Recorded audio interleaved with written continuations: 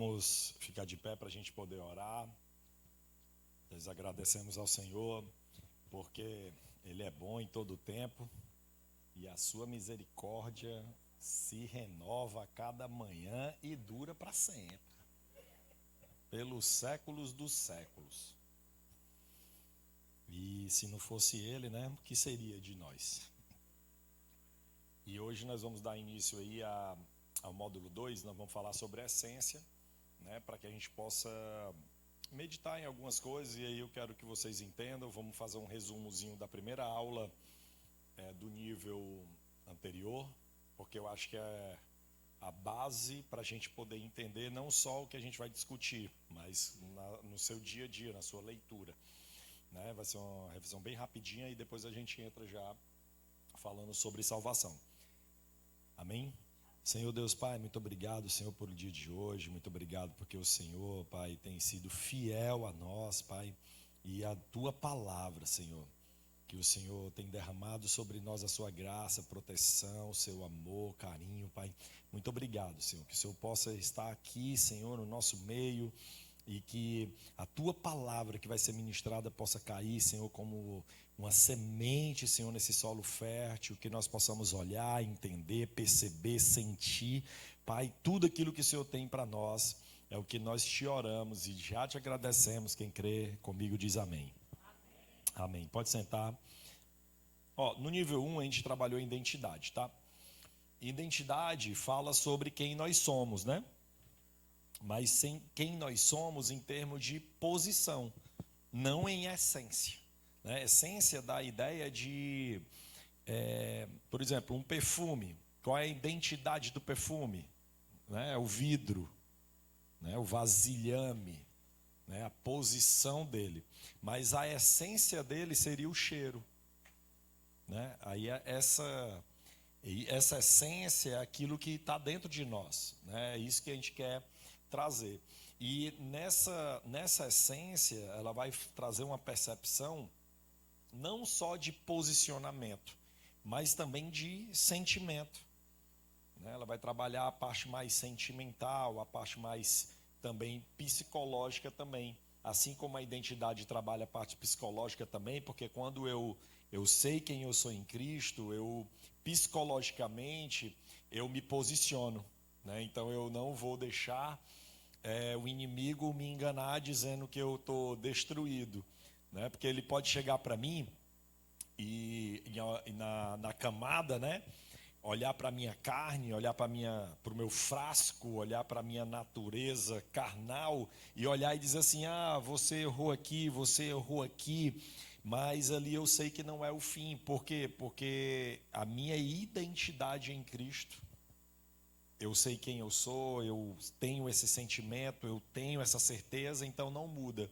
Embora aqui eu tenha falhado, né, em alguma área, mas eu ainda tenho chances para poder me tornar e trazer à existência quem eu sou em Cristo Jesus. E Paulo vai falar sobre isso, e ele vai dizer, não é para que vocês, isso não vai se manifestar na vida de vocês, não para vocês viverem pecando, não para que vocês vivam no pecado, mas para que vocês possam entender que todos os dias as misericórdias do Senhor se renovam e que você tem a chance novamente de tentar colocar para fora aquilo que você já é em Cristo Jesus, né? E a identidade é justamente isso. E hoje nós vamos falar sobre a essência, porque para eu ser filho, eu tive que ser salvo, eu tive que ser perdoado, né? E a gente vai entrar justamente nisso. Mas para que a gente possa, e eu considero, né, a parte principal desse curso, além da palavra de Deus, lógico que ela é a principal, né, é a metodologia,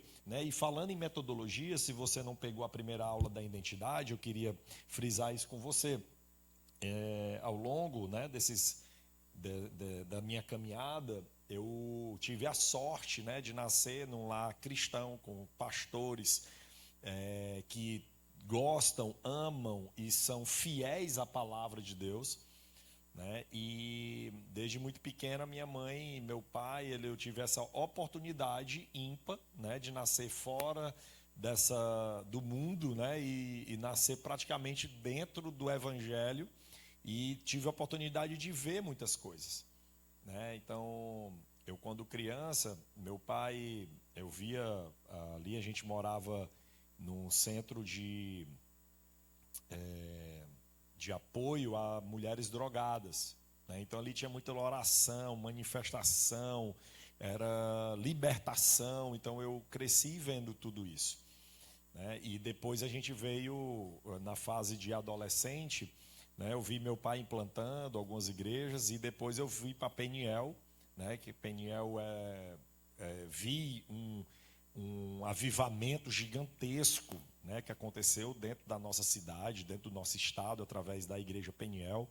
Porongabuçu também, que eram as igrejas diferentes, que nessa época só tinha a Assembleia de Deus, só tinha presbiteriana, e você tinha a Porongabuçu a Porongabuçu e a Peniel. Depois veio Betesda, né, para fazer esse trio fora do contexto. E essas eram as igrejas da época que traziam um evangelho mais transformado, né? As outras, elas traziam uma roupagem já mais fixa, né? A Assembleia de Deus todo mundo conhece, apesar de hoje estar bem mudado, né?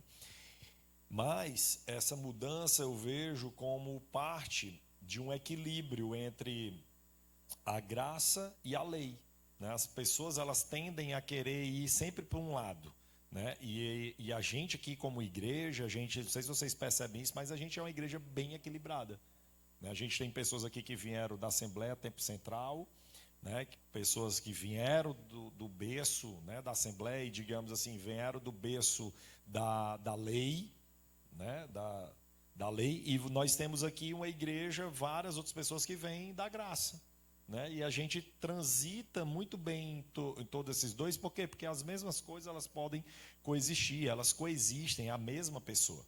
Então não é nenhuma coisa e nem outra coisa, é as duas coisas ao mesmo tempo. Então a nossa igreja é uma igreja equilibrada, nossa teologia é uma teologia equilibrada. Só que ao longo dessa história a gente desenvolveu uma metodologia, né, de como ver a Bíblia, não aos olhos do que a gente aprende na faculdade, né? A faculdade é muito importante, tá? Ela é muito importante, mas quando você já tem um certo conhecimento, quando você chega na faculdade, eu senti um pouco de dificuldade, porque eu conhecia muito da Bíblia, e as metodologias que eles utilizavam, como patrísticas, a questão dos pais da igreja, as questões dos pensadores, né, lá no início, a visão daquelas pessoas eram boas, mas era uma visão, era dentro de uma caixinha, eles não conseguiam ver. Então imagina só, eu estava quase 2000 anos depois. Então, se Deus derrama a cada geração, eu estaria quantas gerações na frente? Então Deus está derramando conhecimento a cada geração, né? E a cada geração, a geração seguinte tem que entender mais da Bíblia, tem que ter mais revelação até que se complete o dia do Senhor, né? A própria Bíblia vai explicar isso. Nos últimos dias, a ciência, o conhecimento vai se multiplicar. Então eu tive a sorte de nascer dentro de um avivamento, dentro de uma casa que tinha a palavra de Deus como referência, as histórias bíblicas todas ali. Então tá já no meu subconsciente. Então quando eu lia a Bíblia e chegava na faculdade, às vezes um tema ou outro tema, eu discordava, não por ser rebelde, discordava porque a minha visão já era um pouco além, né? Então quando você tem um padrão, e aí você vê e descobre que aquele padrão utilizado até ali foi legal, foi tudo certo, estava tudo certo, mas não era a única maneira, a única forma, né? Porque a Bíblia ela tem muita coisa que ela não está escrita por causa da nossa quarta camada, né? Tipologia, numerologia, simbologia, né? E profecia. Você vai ter uma maneira, olhar diferente. Por quê? Por causa da repetição. Então a primeira camada que eu observava, sempre observei na Bíblia, foi a camada histórica, né? Então quando você lê a Bíblia, a primeira coisa que você aprende é a história, né? E isso a minha mãe contava todo dia pra gente. Entendeu? Então, tu imagina Adão e Eva, Caim e Abel, Torre de Babel, Noé, Daniel, Isaías, Jonas, né? Então tu imagina todas as histórias da Bíblia sendo contadas para você repetidamente, né? Enquanto criança, aquilo está sendo colocado dentro da tua cabeça. E quando você vai ler os textos, você se aprofunda mais, porque você já tem a história. Então, a primeira camada é uma camada histórica, né? Então, qualquer pessoa que lê a Bíblia, a primeira coisa que ela vai aprender na Bíblia é a história. Porque Deus, através da história, faz a gente pensar algo espiritual. Por quê? Porque nós estamos vivendo uma repetição. Diga comigo, repetição. De que nós estamos vivendo essa repetição? Repetição do que aconteceu no céu. Por isso que ele diz lá, primeiro criou Deus o quê? Os céus. E depois a terra. Né? Então nós temos céu criado primeiro para depois ter a terra criada. Então, se lá no céu teve um inimigo, é lógico que na terra, se é uma repetição, tem que ter o quê? Um inimigo. Então você vai ver um padrão repetitivo, exaustivo, para quê? Para Deus mostrar, tanto para nós quanto para os anjos, o que aconteceu lá. E a gente descobriu o que aconteceu lá e o que está acontecendo aqui. E tanto eles quanto nós agora conseguem olhar para o futuro e saber o que é que vai acontecer. Por quê? Porque já está desenhado, já está escrito, já está predito. E a Bíblia é um livro que tem 23% de predições. Então, antes das coisas acontecerem 700, 400 anos, já ia sendo dito o que iria acontecer. Então, a primeira coisa que a gente aprende é história. Segunda coisa que nós aprendemos, aplicação pessoal. O que é aplicação pessoal? Aplicação pessoal é quando eu olho para Jonas e digo, Jonas, Deus falou com Jonas para ele ir a Nínive, e Jonas teve medo, não quis ir, pegou um navio para ir para outro lugar. No meio do caminho, Deus manda a onda e balança o barco, e ele percebe que ele era o problema e se joga do mar. Deus faz com que um peixe pegue ele e bote ele lá onde ele deveria estar, para Deus mostrar que é ele que manda e acabou essa história. E aí eu fiz o quê? Quando eu olho assim, rapaz, será que eu estou vivendo o que Deus pediu para me viver? Como é que está a minha vida? Será que eu estou fazendo o que Deus mandou eu fazer? Ou será que eu estou fazendo como Jonas, que está tentando fazer o que ele queria fazer? Porque uma coisa é certa, nós temos a liberdade. Mas quando Deus diz, você vai fazer isso, sua liberdade acabou. Aí você sai de uma coisa que a gente chama, que eu chamo, né, de segundo andar. Né? Aqui nós temos o primeiro andar, que é para todos. Todos. E o segundo andar, milagre. Alguns. Quantos Moisés nós temos? Só um. Mas eu posso me ver em Moisés? Sim. Aí eu aplico como Deus falou com Moisés. Ah, Deus pode falar comigo. Então, beleza. Mas Deus vai me chamar para libertar o povo do Egito como Moisés fez? Não. Então, por isso que eu posso ter uma aplicação pessoal, mas eu não posso imaginar que eu sou Moisés. Porque tem coisas que é só para Moisés. E ali foi o quê? Um milagre. Assim como Davi, assim como Jesus, assim como José, assim como Adão, assim como vários homens e mulheres. Só que nós também temos uma história. E a maioria de nós temos que entender que as leis as quais nós vivemos, elas estão dispostas aqui para todos. Mas muitas vezes a gente erra porque a gente quer estar aqui no segundo andar do milagre. Deus vai fazer abrir o mar. Se eu jejuar, se eu... Não, irmão. Pode ser que não abra. Entendeu? Pode ser que o mar não abra. O mar abriu para eles. Entendeu? Então, assim, a gente vai ver um grau de repetição, mas Deus pode abrir o mar? Pode. Mas outras vezes Deus disse, atravessa de barco. Entendeu? Então não é sobre como eu passo, é sobre passar. E às vezes a gente fica tentando tentando dizer para Deus, Deus, tu tem que abrir o mar. Vai abrir para mim, entendeu? E aí, às vezes, a pessoa se engancha numa aplicação pessoal porque não entende que existem regras para todos e existem exceções, milagres para alguns. Tem coisas que só você vai viver como um milagre, que Moisés não viveu. Pois é, Moisés foi curado de câncer? Não, mas aqui na igreja tem pessoas que foram curadas de câncer.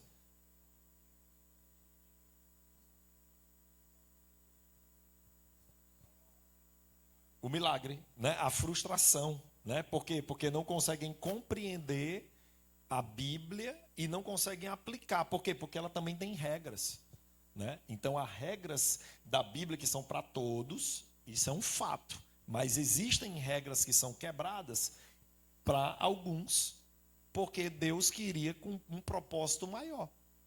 E às vezes a gente não consegue entender porque que para alguns é quebrada a regra e para nós não. É porque lá tinha um projeto maior do que o nosso. E o nosso não era um projeto maior, era o nosso projeto.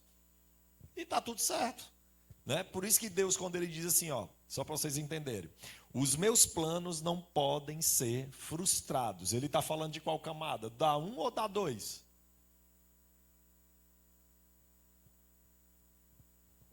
Dá 2. Por isso que vem um milagre. Entendeu? Aí a gente pega esse versículo e diz, os planos de Deus não podem ser frustrados. Os dele não, mas os nossos sim. Entendeu? Quantas vezes você já errou até chegar aqui? Quantas vezes você quebrou a cara até o dia de hoje?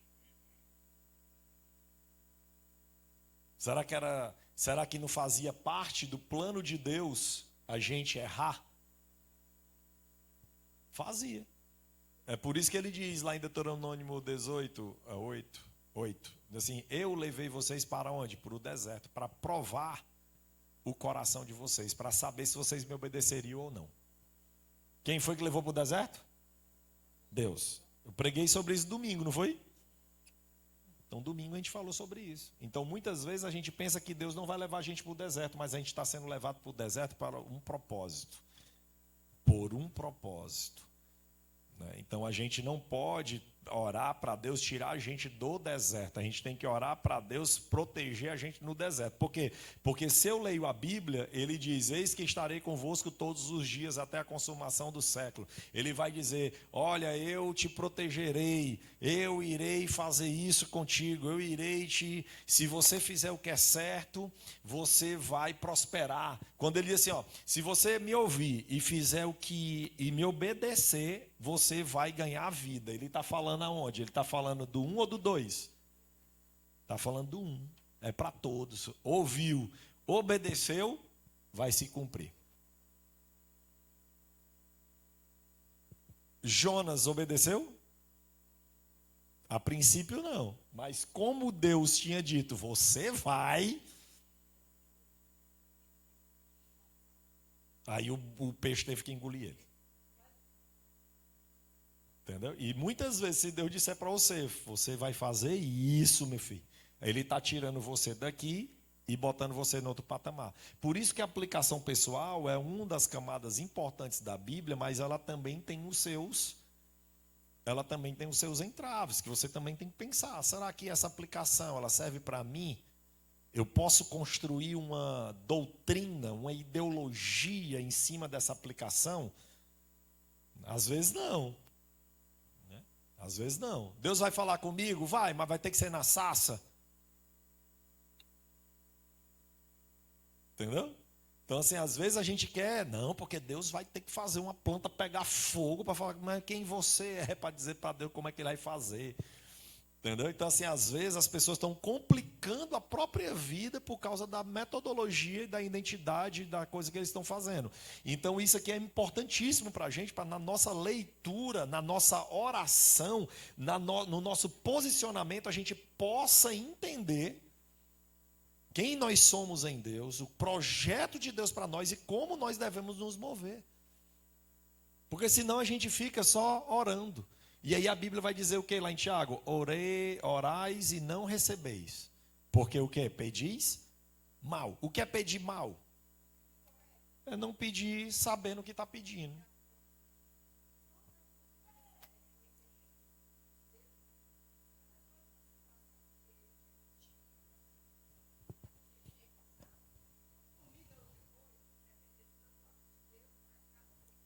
Sim, mas a gente... Sim, sim. Não vai. E nem vai ser igual. E outra coisa, além de não ser igual, a gente tem que entender que a gente não pode criar doutrina. Entendeu? O problema hoje é que se faz doutrina aqui, ó. Vou dar um exemplo. Vou dar um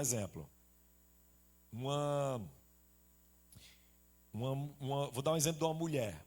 A mulher olha para o seu corpo, vê o seu corpo escultural e diz: eu não quero que as pessoas olhem para mim com olhos ruins. Aí ela vai e bota uma roupa até os pés. Aí ela diz: pronto, todo mundo agora, para ser santo, tem que usar essa roupa. O que é que ela fez? Criou uma doutrina. Ela botou algo que era pessoal e aí ela fez o quê? Botou para todos. Então ela está doutrinando. Aonde é que tem isso na Bíblia?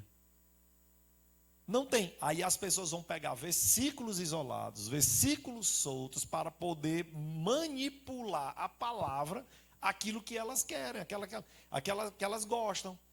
Não pode brinco, é pecado. Não pode batom, é pecado. Não pode isso, é pecado. Não pode aquilo, é pecado. Entendeu? Aí tudo vira pecado. Aí aqui no altar de Jesus, ao invés de ter um altar para o Senhor, tem um altar para o pecado. Entendeu? E tem muitas igrejas que, ao invés de ser um altar para Jesus, para o Cordeiro, para a graça, para a misericórdia, tem um altar para o pecado, porque tudo é pecado. Só falem do diabo, só fala no pecado, só fala na desgraça. Se o evangelho é a boa notícia, eu tenho que pregar o quê? Porque eu fui chamado, eu não sei as outras pessoas, mas eu fui chamado para pregar a boa notícia. Se eu só falo do pecado, da morte, da má notícia, então tem alguma coisa errada. Entendeu? Tem alguma coisa errada. E aí as pessoas não se apercebem por causa da religiosidade. E aí a religiosidade construída com doutrinação no canto errado vai gerar resultados errados. E as pessoas, é muito fácil hoje dizer: Deus me falou. Foi mesmo. Vamos ver se tem base bíblica. Vamos olhar se passa pela Bíblia. Está lá no versículo tal. Mas você está tirando do contexto, porque essa palavra aqui, dentro desse contexto, não está falando isso. Me mostra mais 2 repetições. Não tem. Aí pronto, morreu. É por isso que essa parte que nós estamos falando aqui, ela é super importante. Para que a gente possa entender como ler. E a gente possa se questionar sobre o que estão falando para a gente. Entendeu? Eu poderia estar aqui fazendo o papel contrário. Ó, pessoal, está aqui a apostila. Vocês agora vão pensar assim, vocês têm que falar assim, vocês têm que viver assim, porque é assim que a maioria das pessoas fazem. E quando eu olho para Deus, Deus não faz isso. Deus diz o quê?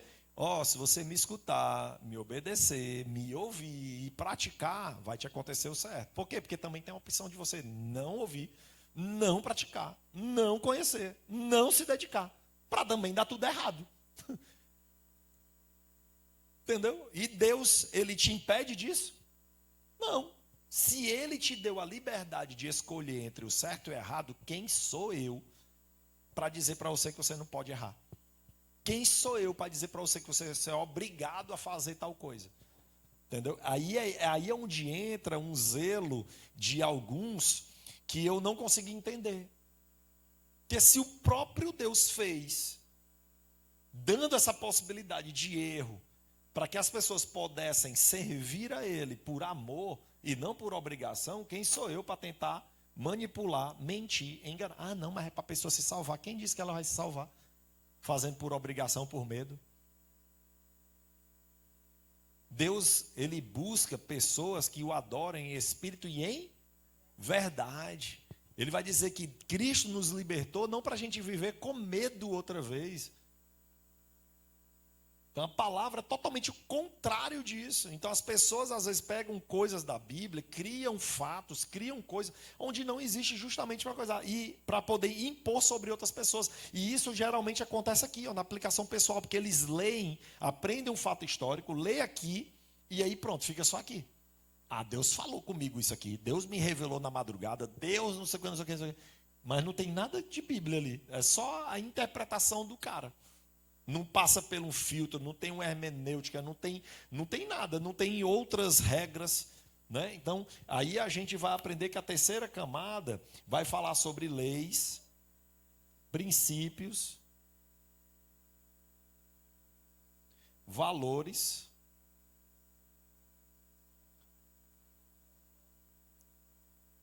cultura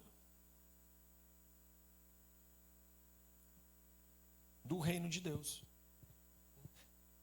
Então, quando eu começo a entender as leis de Deus, quando eu começo a entender a cultura do reino de Deus, quando eu começo a entender os valores do reino de Deus, quando eu começo a perceber o sentimento, o caráter de Deus ali, eu vou começar a entender um tipo de raciocínio, como raciocinar. Que aí eu vou saber, rapaz, isso aqui é Deus. Não, isso aqui não é Deus. Isso aqui é do reino de Deus. Não, isso aqui não é do reino de Deus. Entendeu? E aí eu tenho esse novo patamar aqui para me poder ver. E aí eu vou lendo e vou percebendo isso daqui. Ah, eu só percebo isso no Novo Testamento. Não, você vai perceber no Antigo Testamento também. Você vai ver que a graça é manifestada desde o início. Desde o início, desde a fundação do mundo, a graça está sendo manifestada sobre nós. E aí a gente às vezes só pensa que a graça é no Novo Testamento, e não é. Ela já vem sendo manifestada no Antigo Testamento, só que ela era uma manifestação limitada. Por quê? Porque a revelação precisava vir fatiada, até chegar em Jesus. Chegou em Jesus, pronto, a revelação está completa, não tem mais nada para ser dito. Então é por isso que ninguém fala mais assim, ah, vamos acrescentar esse texto à Bíblia. Quem fala um negócio desse é doido. Porque é desnecessário, não tem porquê, está tudo escrito. Entendeu? A gente não tem mais para que acrescentar mais nada no texto bíblico, porque ele já está escrito. E aqui a quarta camada, né? Essa quarta camada é a tipificação,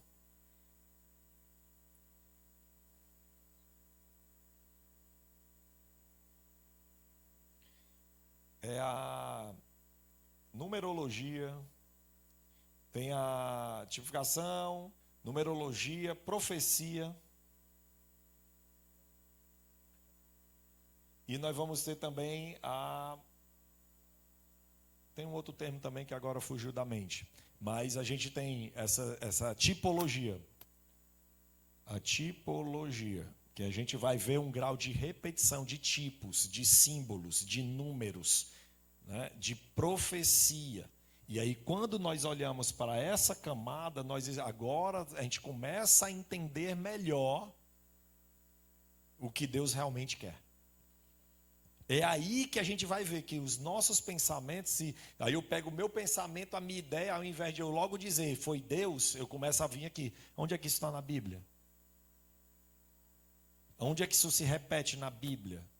Tem tipificação para isso? Tem simbologia para isso? Tem 3 textos para isso? Né? Aí a outra camada seria a última, né, que é a teologia, que aí a gente começa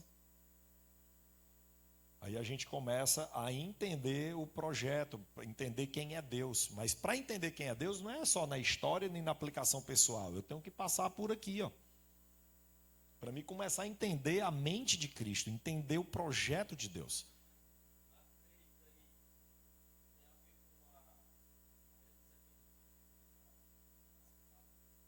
Sim, isso, regras, aqui regras.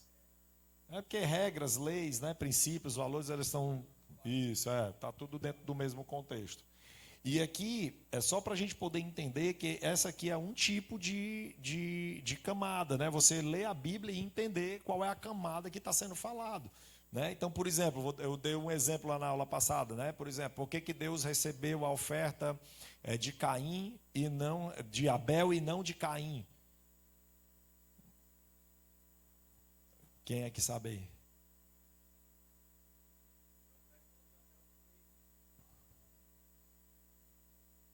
Foi de coração. Por que Deus recebeu a oferta de Abel e não a de Caim?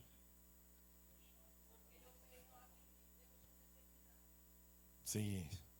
Foi. O cordeiro, porque o cordeiro era tipologia de quê? Tipologia, simbologia, tipificação, tipologia, profecia, haverá, nascerá aquele que perdoará. Precisa do derramamento de sangue, leis, princípio, derramamento de sangue, era uma ordem, era uma lei. Né? Tem nada a ver com o coração. Aí eu posso aplicar? Posso. Coração de Caim não foi um coração obediente. Ele foi um coração rebelde, né? Mas ele deu o melhor da terra. Ele deu o que ele tinha de melhor, mas o melhor dele trazia satisfação para Deus e tornava ele aceitável para Deus? Não. Então eu não posso ficar aqui nessa camada, entendeu? Isso aqui eu posso aplicar. Cara, eu não posso fazer as coisas do meu coração. Eu não posso fazer as coisas do jeito que eu acho que Deus quer. Porque Deus não está nem aí. Deus não é um velhinho, coitado, que está precisando de qualquer coisa, não, pessoal. Entendeu? Às vezes eu acho que as pessoas pensam assim: ah, não, Deus está sozinho, isolado. Se eu der qualquer coisa, ele vai se alegrar. Entendeu? Mas não é assim que funciona. Para você entrar na presença de Deus, só pelo sangue. Leis, princípios, valores, profecia, tipologia, né? É por isso que Abel é aceito e Caim não é aceito. Porque Abel pegou um animal macho sem defeito do seu rebanho, era uma ovelha que era a tipologia de quem? De Cristo. E o sangue daquele animal perdoou a sua dívida, o tornando aceitável ele e a sua oferta. Caim pegou o melhor da terra. Ele não pegou o pior, pegou o melhor. Mas infelizmente ali não tinha sangue.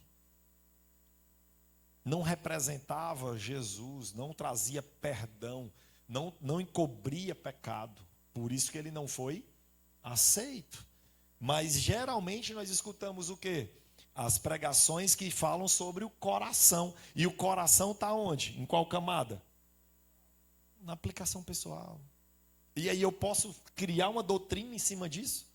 Não, porque a doutrina é feita aqui embaixo. Esse é que é o problema hoje da nossa igreja. Por causa dos crentes domingueiros, que está tudo certo, no domingo não vai pregar aqui. Ninguém vai pregar no domingo teologia. Nós vamos pregar aqui, aplicação pessoal, né? Vai ter princípios, lógico. Mas é mais aplicação, é mais história, é mais para que as pessoas possam comer ali um leitinho, né? O estudo bíblico não, o estudo bíblico a gente tem que sair daqui e vir para cá. Entendeu? Então é isso, essa é a dificuldade da igreja hoje. As pessoas elas estão vivendo só num superficial. E se a gente ficar no superficial, como é que nós vamos entender quem eu sou em Cristo? Como é que eu vou trazer à existência aquilo que Deus já determinou para a minha vida? Como é que eu vou viver o melhor de Deus nessa terra? Se eu estou só na aplicação aqui, eu não sei como é que funciona pelas leis, princípios, valores, regras. Se eu não sei nem como é que eu vou ser aceito por Deus.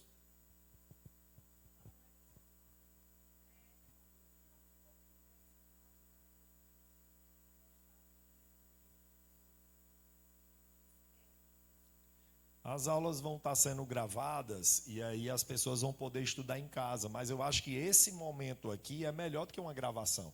Né? Você pode perguntar, você pode tirar sua dúvida, você está aqui dentro de uma atmosfera. Ah, mas pode aprender também pelo... Ah, pode, entendeu?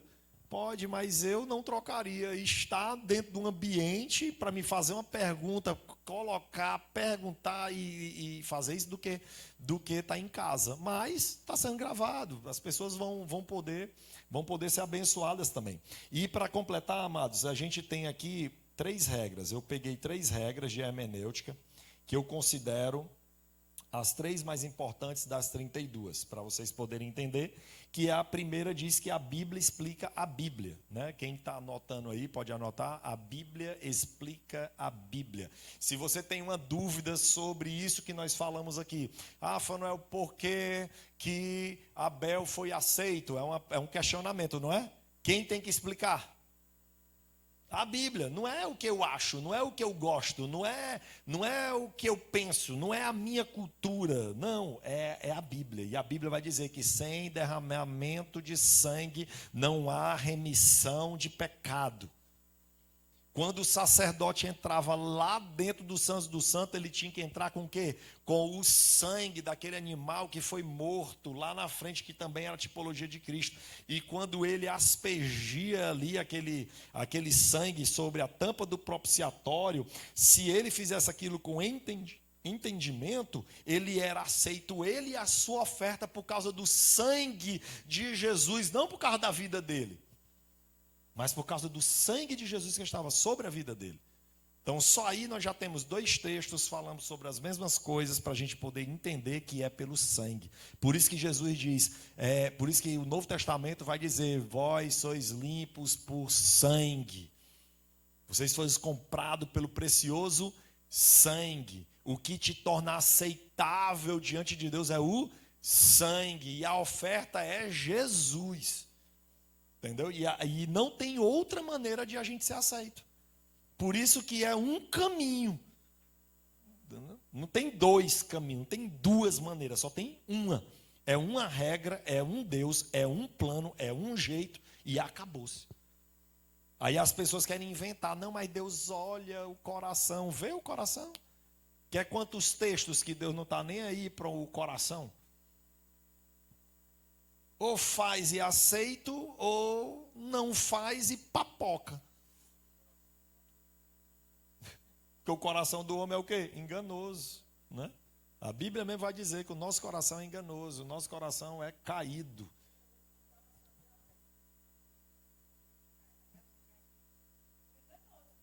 Enganou. Além de enganoso, ele depois se mostrou rebelde. Por quê? Por que ele se mostrou rebelde? Porque no céu teve o filho da perdição. Então tem que nascer alguém na terra que vai se perder. É por isso que nem todos se salvam. Porque tem os que se perdem. Entendeu? Por exemplo, o Judas nasceu e ele ia fazer o quê? Trair Jesus, porque ele era a tipificação do traidor. Já nasceu com aquela função. Inclinação. É tanto que quando Deus chega para Caim, ele diz o quê? Caim, por que você está assim, com seu semblante, com raiva, triste, chateado? Por que tu está assim, com essa cara aí de coronel? Aí Jesus vai, aí ele diz assim, porque o Senhor aceitou isso, não aceitou isso, assim. Aí Deus diz o quê? Se você não proceder certo, não fizer o correto, você não será aceito? Aí o que é que ele faz? Ele vai lá e obedece? Não, ele se rebela mais ainda. Como se dissesse assim, eu vou fazer do meu jeito. Não me interessa a tua vontade, eu vou continuar fazendo do meu. Entendeu? Aí ele revela algo que estava acontecendo aonde? Que aconteceu no céu. Essa rebeldia nasceu no coração de quem? De Satanás, de Lúcifer, né? Então, as pessoas elas têm que entender que os comportamentos elas estão ligando a pessoas. Está ligada a mundos espirituais. Por isso que tem a descendência de Caim e por isso que tem a descendência de Abel. Entendeu?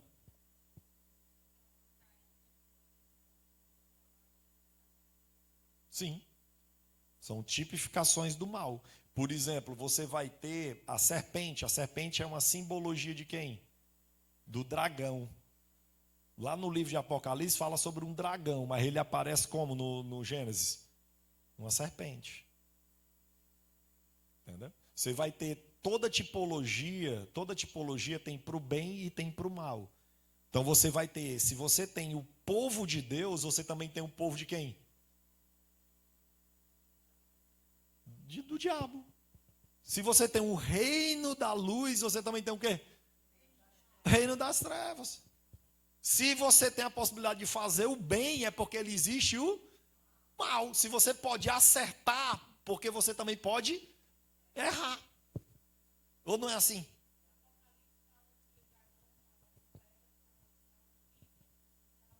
Apocalipse 12. Que é sinalizando lá em Gênesis, né? Por isso que a gente precisa entender isso aqui. Isso aqui precisa ser entendido, porque isso aqui é que vai fazer a diferença na tua leitura. Isso aqui é que vai fazer a diferença naquilo que vem na tua cabeça, as ideias que vem na tua cabeça, porque às vezes a gente acha que é revelação, entendeu? E se você não passar pelo crivo, você não pensar, se você não buscar orientação, você pode estar criando coisas na sua cabeça que nem bíblico é. Porque Satanás, ele sempre vai vir com um pedaço de uma verdade recheado com mentira, para te desviar só um pouquinho, porque às vezes a gente pensa que o diabo quer desviar a pessoa como um todo, entendeu? Ele não precisa não, ele só precisa fazer assim, ó, aqui era o certo, ó. Se ele fizer só isso aqui contigo, ó, já vai mudar a tua rota. Porque o céu era para lá, ó. Se ele mudar só um pouquinho aqui, tu quase bate no céu. Mas foi quase, entendeu? Mas quem erra por quase também não erra por muito. Então tanto faz, meu amigo, se eu vou para cá, se eu vou para lá, se eu vou para ali, entendeu? Se eu não acertar o alvo, eu estou lascado. Entendeu? Ele não precisa de muito. Dentro da igreja está cheio de gente assim, ó. A mira é ali, aí tem gente assim, assim, assim, assim, assim, assim, assim, assim, assim. Entendeu? Por quê? Por causa das doideiras da cabeça de cada um. Porque estão lendo a Bíblia e estão construindo as suas próprias ideias. Por isso que Paulo vai dizer, cuidado com as vãs filosofias, cuidado com os falsos ensinos, cuidado com os falsos mestres. Nos últimos dias não vão suportar nem a sã doutrina. O que eu estou dizendo aqui, pessoal, é que existe uma verdade, uma palavra, um método, um plano. E abandonar o nosso jeito dói. Ou vocês acham que não é renúncia quando você diz assim, rapaz, eu não vou acreditar no meu jeito, não, eu vou acreditar no jeito da Bíblia. Todo mundo. Todo mundo vai doer em todo mundo.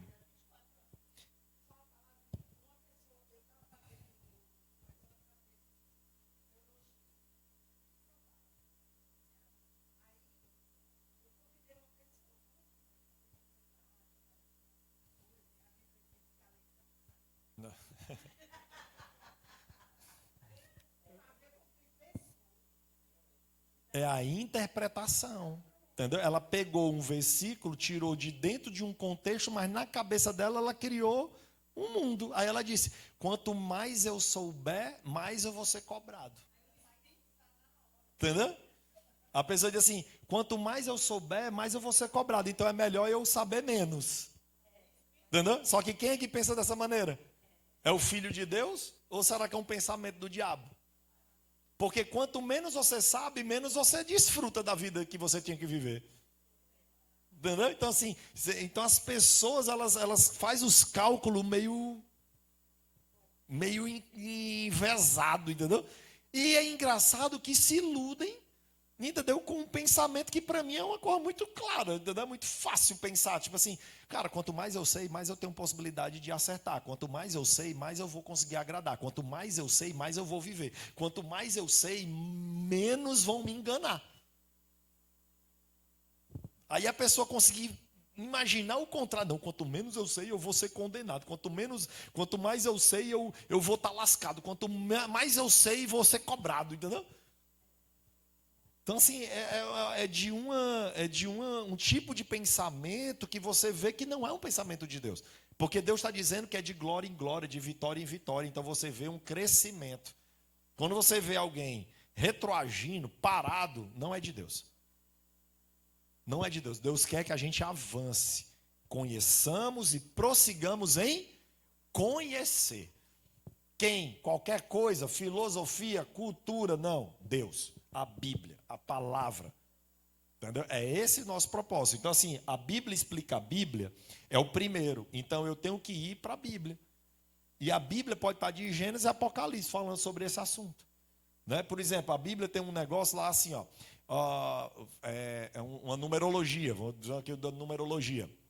Ela diz assim, olha, o número da besta, uma polêmica, né? O número da besta é 666.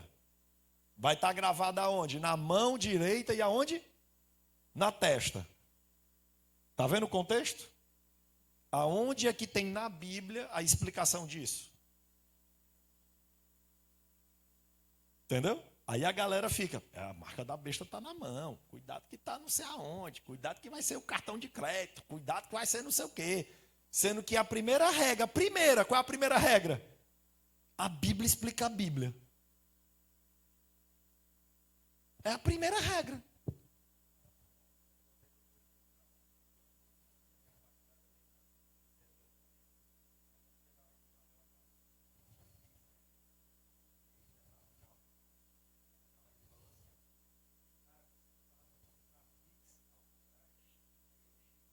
Pronto.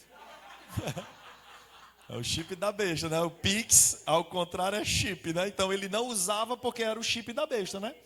Não quer dizer que a besta não vá usar a tecnologia existente para ela.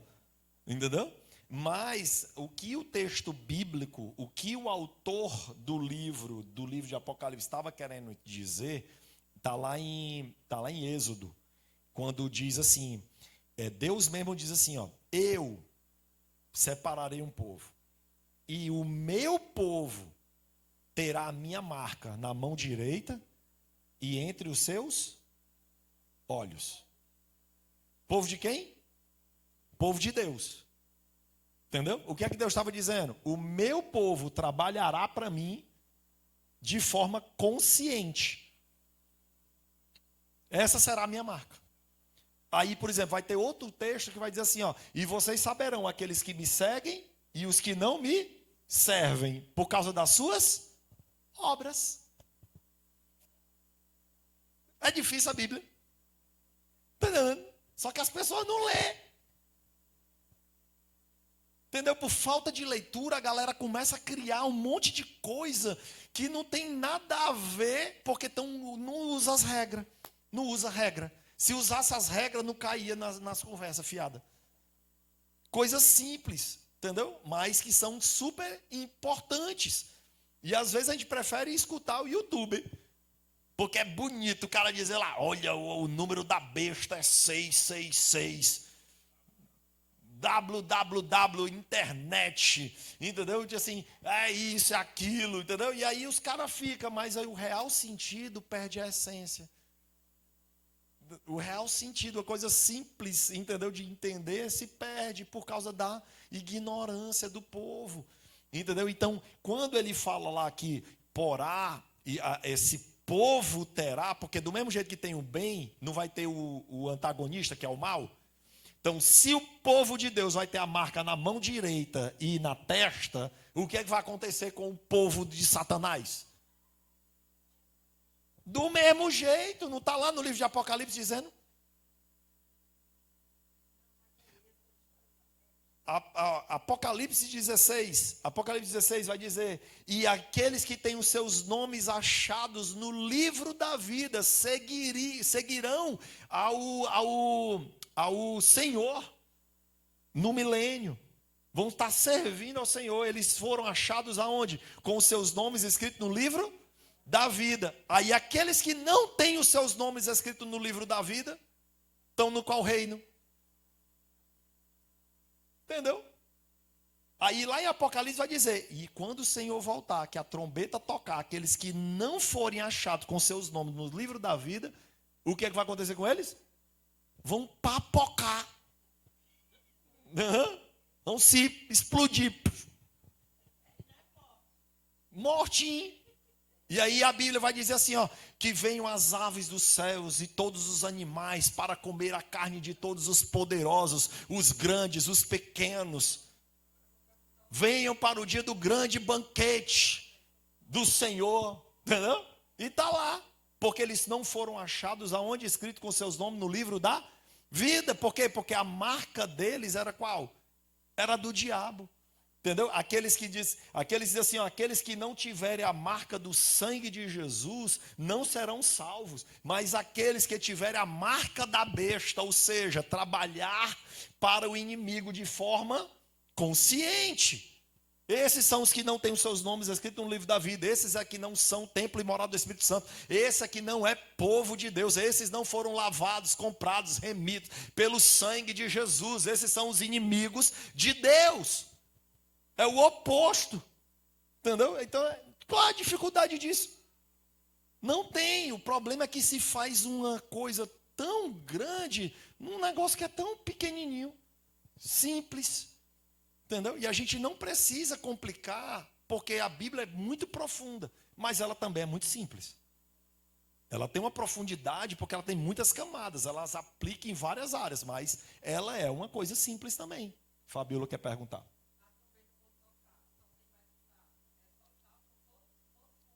Não, só os salvos. É o que a Bíblia diz. Né? O soar da última trombeta. Os salvos ouvirão o soar da última trombeta. É por isso que eles não vão ser pegos de surpresa. Quem vai ser pego de surpresa vai ser os outros. Porque se eu escutei o soar da última trombeta e eu estou... Opa, chegou a hora. Porque eu sei o que é. Né? Então é para mim. É para os salvos. Trombeta, salvos. Para mim, salvação. Para quem não está em Deus é o quê? Perdição. Para mim... Perdão, para eles o quê? Condenação. Aquilo que está já no mundo espiritual vai se sincronizar com a carne. Se sua condição no mundo espiritual é estar assentado em Cristo Jesus, perdoado, lavado, remido, com o nome escrito no livro da vida, o que é que vai acontecer? O seu corpo, se você tiver morrido, o seu corpo vai ser estabelecido e ser transformado. Né? E aí você vai receber um novo corpo. Se nós estivermos vivos, nós seremos transformados. É isso que o texto está falando. E quem não é cristão vai estar estirado no chão. Por quê? Porque não tem seus nomes escritos no livro da vida. Entendeu? Está lá em Apocalipse 21. 21? Não, 18. Cavaleiro vem e com a espada da sua boca sai e vinga, né? E traz a ira, e traz o dia do juízo, o dia do Senhor. É por isso que tem um dos profetas menores, eu não vou lembrar quem é, mas ele diz assim, vocês estão ficando ansiosos pelo dia do Senhor? Vocês querem o dia do Senhor? O dia do Senhor não é um dia de alegria, não é um dia de brincadeira, não é um dia de graça, é um dia de terror,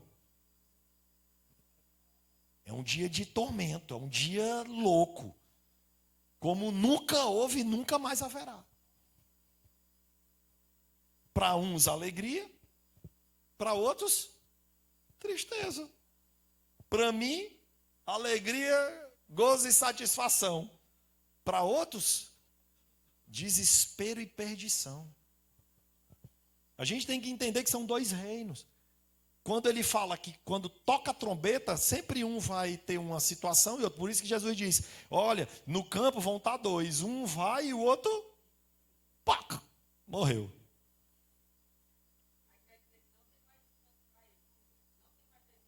Tu teve quanta chance? Então pronto. Adão e Eva teve quanta chance? Noé teve quanta chance? Moisés teve quanta chance? Então por que alguém vai ter duas? Entendeu? Não faz sentido. Entendeu? Tipo assim, a Bíblia é feita de repetição. Não, aí é no final do milênio. Por que no final do milênio vai ser solta? Né? Aí a gente vai começando a fazer perguntas e vai ficando interessante, porque no final do milênio, no milênio vai ter pessoas que são os mornos, que estavam a ponto de ser vomitados, nem tinham seus nomes escritos no livro da vida e nem tinha a marca da besta. Eles eram o quê? Os mornos. Por isso que ele diz o quê? Estou a ponto de vomitar. Ele diz que vomitou? Não. Então, se não vomitou, eles vão entrar onde? Eles vão entrar no milênio. Só que eles vão entrar em carne. Nós que somos a noiva vamos entrar em quê? No corpo glorificado. E aí nós ajudaremos ao Senhor no trabalho no milênio. Só que esse povo, ele vai nascer gente. Imagina um milênio de pessoas nascendo. São pessoas que nem tinham os seus nomes escritos no livro da vida e nem tinham tinha a marca do sangue de Jesus. Eles automaticamente, quem tinha a marca da besta vai morrer. Mas quem nem era numa coisa e nem outra?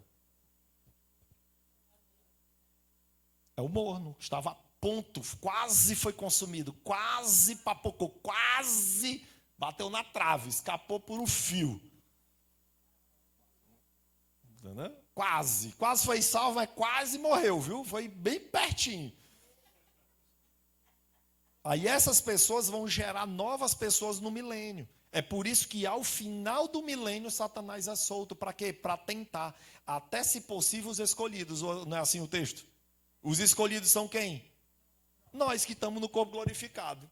E eles é que podem ser tentados. Por quê? Porque eles vão estar no corpo normal ainda. Sim, na terra.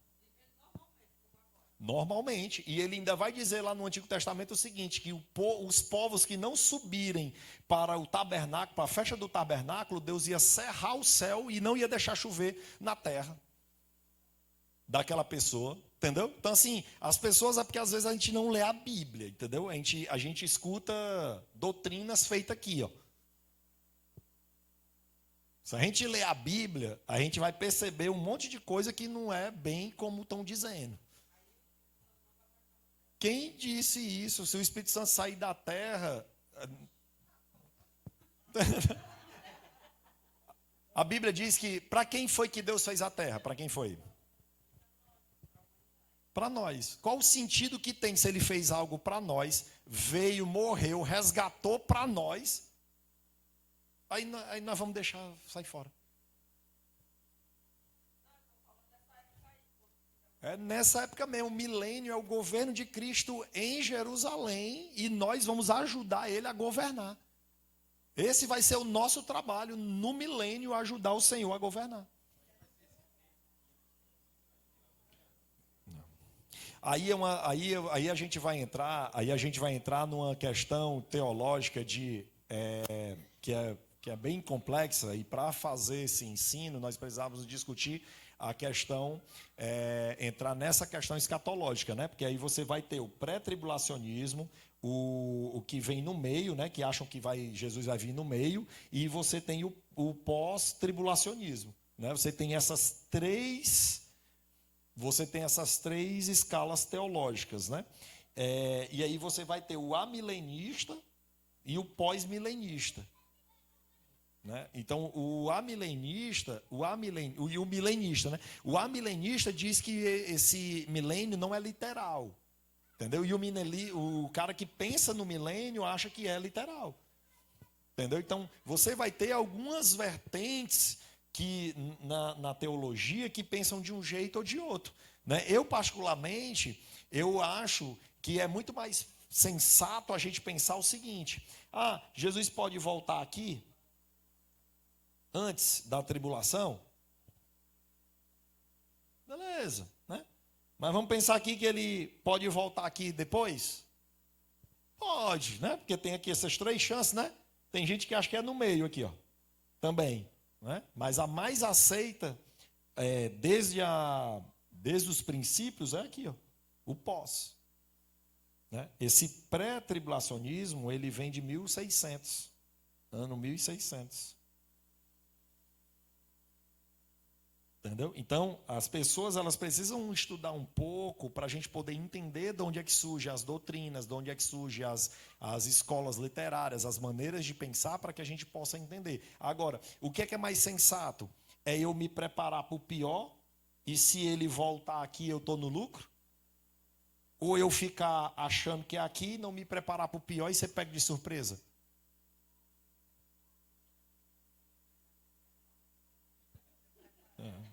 Mas e se não tivesse a primeira classe? Pois é, mas aí é por isso, e não será, não é por isso que tem as virgens de 10, 5 são prudentes e 5 são insensatas? Hein? Será que não é por isso que Jesus está contando uma parábola sobre 5 que tinham azeite, e o azeite não é a questão do Espírito Santo, é o conhecimento? E aqui é sem conhecimento? Sim. Entendeu? Porque todas eram virgens, não era? Todas eram noivas, não era? Mas uma entra num descanso e outras entram num problema. Umas são prudentes, outras são nécia, insensata. Não estudaram. Talvez eles acharam que era aqui, ó. Aí não se prepararam para o pior. Aí o pior chegou. Aí foi pego de quê? De surpresa. Tá vendo como a Bíblia é bem casadinha? Por isso que Paulo vai dizer: cuidado, irmão, para que ninguém vos engane. Porque primeiro tem que vir o homem da perdição. Depois, passadas as tribulações daquele dia, a trombeta soará. O que é que isso representa para vocês? Entendeu? Tipo assim, para mim é uma coisa tão clara, entendeu? Tipo assim, para mim é 2 mais 2 é quanto? É 4, entendeu? Só que a igreja ensina de uma maneira equivocada, porque tem medo. Porque talvez não esteja preparada para confiar no Senhor. Porque ele diz o que lá? Ele diz que eu vos guardarei.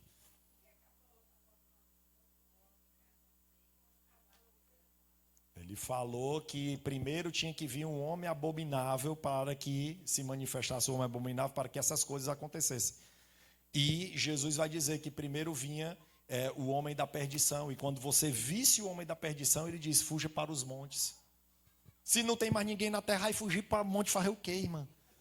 Entendeu? Tipo assim, Jesus é doido, entendeu? Eu não acredito num Jesus doido, entendeu? Eu acredito num Jesus sábio. Quer dizer o quê? Então, ou vai passar ou não vai, né? Eu acho que nós estamos passando todo dia, não é não? Eu estou me preparando, eu sei o que fazer. Eu sei que eu não vou enfrentar o anticristo. Não sei você, mas eu não vou. Eu sei que eu vou correr para onde? Por monte.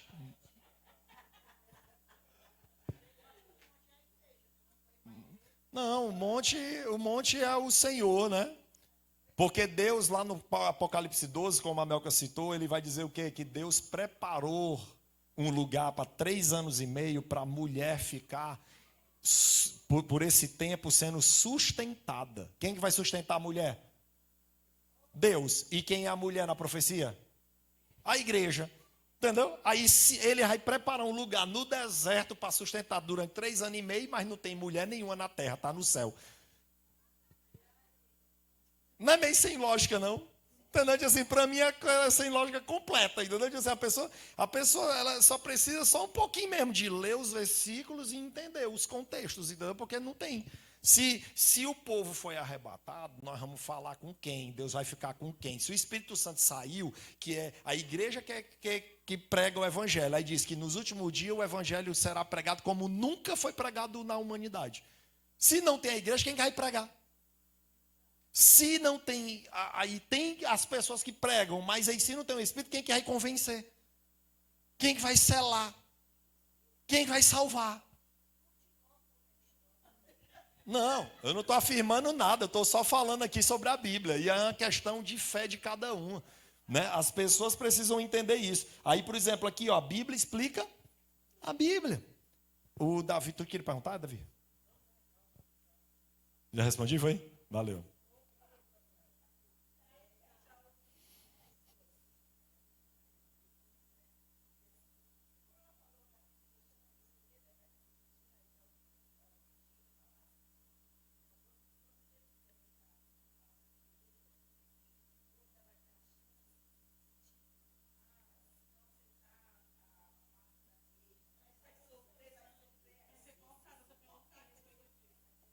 Beleza. Aí esse pensamento é um pensamento do pré-tribulacionista ou do pós-tribulacionista?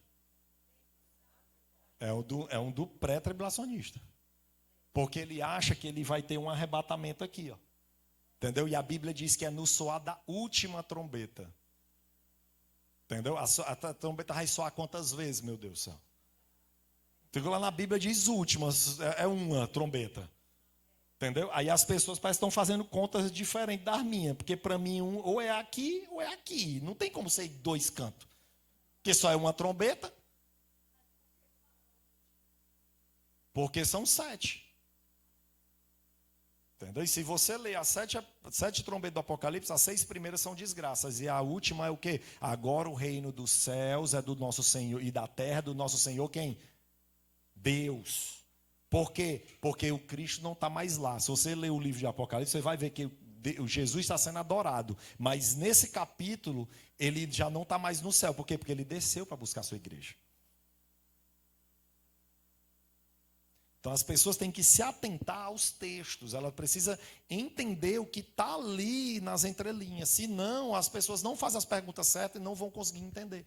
Então, mas só que para explicar isso, pessoal, não é tão simples assim. A gente precisa pegar os versículos, mostrar para vocês. Aqui é só uma forma para vocês entenderem. E aí, mas eu acredito que nós vamos antes. Ok, pode acreditar. Você vai de uma forma ou de outra. Se o seu nome está no livro da vida, é o que importa.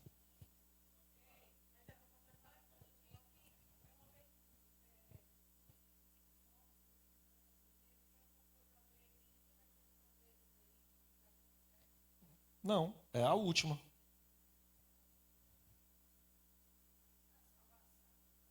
Última trombeta. A última trombeta, Paulo vai falar em Coríntios, vai falar em Tessalonicenses, vai falar em vários textos, e você vai ver no Antigo Testamento, na tipologia, e você vai ver lá em Apocalipse, no capítulo 18, se eu não estou enganado, quando o cavaleiro do cavalo branco vem nas nuvens. Então você vê Paulo dizendo, nós vamos ser transformados no sol da última trombeta e vamos nos encontrar com ele aonde? Nas nuvens. Aí João diz o quê? O cavaleiro nas nuvens com quem? Com a igreja vindo para a terra. Não tem o céu. Entendeu? Você não tem, eu vou para o céu, entendeu? É o céu que está vindo. Capítulo 21. E eu vi o novo céu e a nova terra que descia da parte de Deus, estava vindo. Jesus está orando e dizendo que venha o teu reino. Jesus está orando no João 17 dizendo, eu não os peço que tires do mundo, mas os proteja do mal. Qual é a dúvida, entendeu? Tipo assim, para mim eu não consigo entender a dúvida das pessoas, entendeu? Aí as pessoas estão com medo, achando que Deus não vai proteger, meu amado.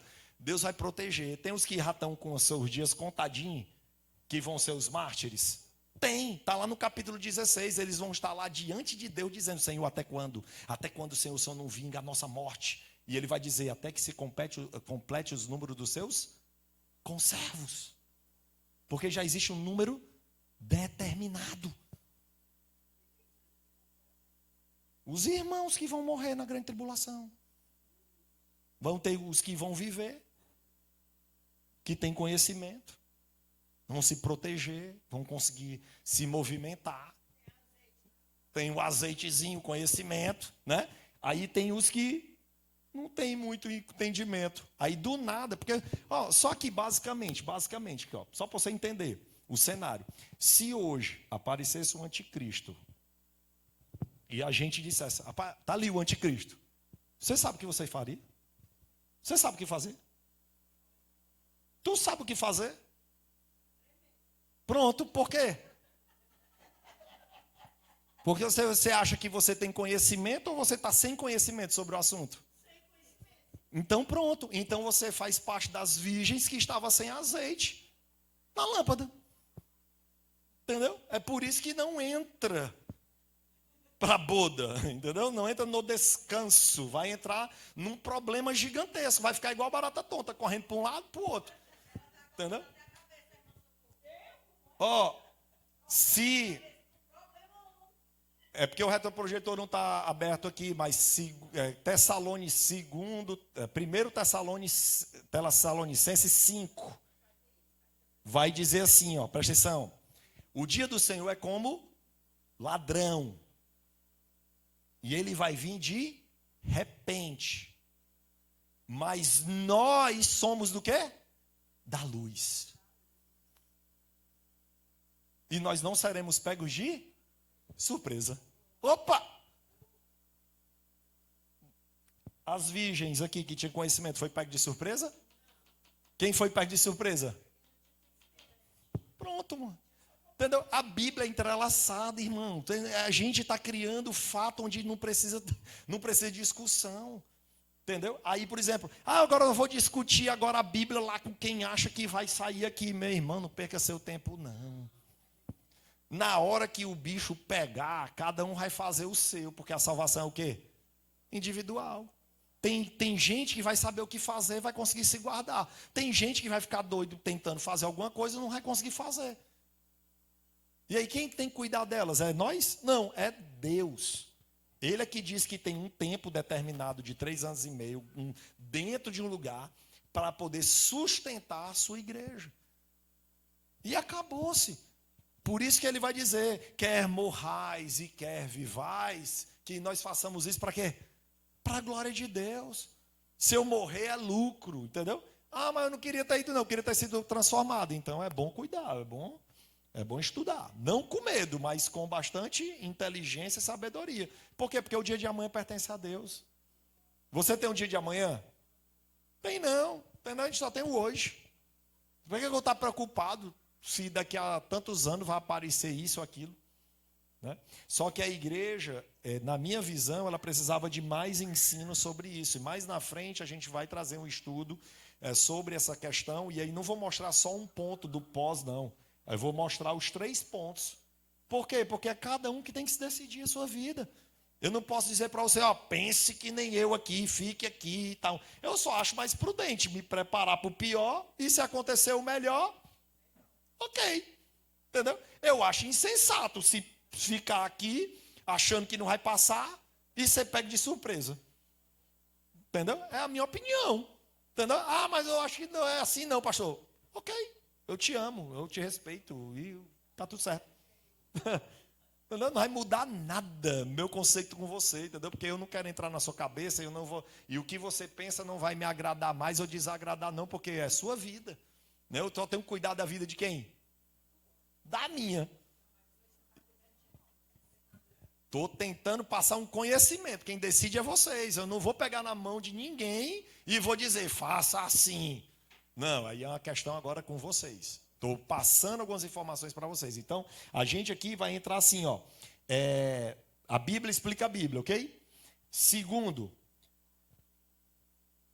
coisa, segunda regra da hermenêutica, muito importante. A gente precisa ir para a primeira menção daquela palavra.